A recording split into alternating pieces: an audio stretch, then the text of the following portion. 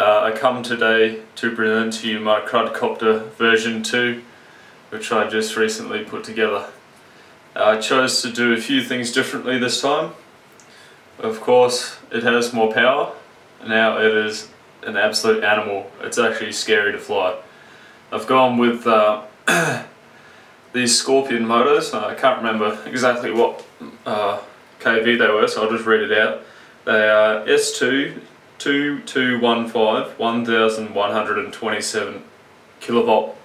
I believe the stock ones are 900 kilovolts, so there's an extra couple of hundred RPM on the rotors. And I've also changed the propellers to Gropner E-props, which are supposedly more reliable and better balanced.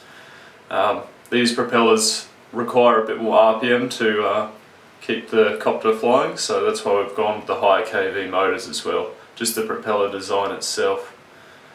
The other thing, I've got a Thunderpower 2250 milliamp 4-cell pack now instead of a 3-cell, and again that just gives it that extra couple of hundred more RPM.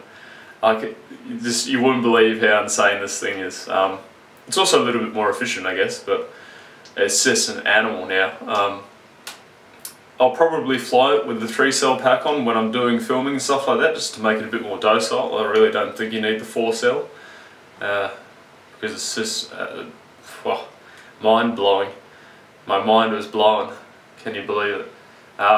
Yep, and it's probably a good time to sort of, now that I'm home, to introduce like my Crudd parts. Some of you know about it already, but I've been making like these legs for the quad, which and this GoPro plate to extend the GoPro out. I make this, I call it the naked eye for the GoPro lens, so if you ditch your quad in the stones or in something abrasive, it'll protect your lens. It's just like a press fit with a spare GoPro lens inside. And my normal TX plate on the back here, I've chosen to put that sort of at a 45-degree angle. You can bend them to whatever angle you like. They come flat, just with a bit of heat, and that way you can see that LED on the VU pretty much anywhere in the sky, as long as the tail sort of, well, the aft of the craft is facing you. I find that pretty handy. You can see if you're like if you're locked onto a GPS satellite. Also, when you hit return to home, you can check that it goes into failsafe when it flashes orange and all that sort of stuff. So, having a ball with this. Now, a lot of you guys on my other videos were asking how much does one of these cost. I did up a bit of a price list, so I'm happy to send it through to you. Basically, my entire setup will cost you just under 1,700 Australian dollars. That's with everything you see here and a transmitter. That's a really, oh sorry, I should say it's everything stock, so not the Scorpion motors or propellers. It just comes with the stock motors and stock propellers, which isn't a bad thing. It's still a very good setup. So yeah, $1,700 including everything. If you've got your own transmitter, you can build one of these for between $1,100 and $1,200.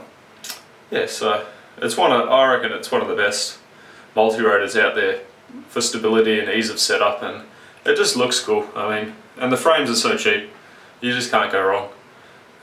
I recommend getting one.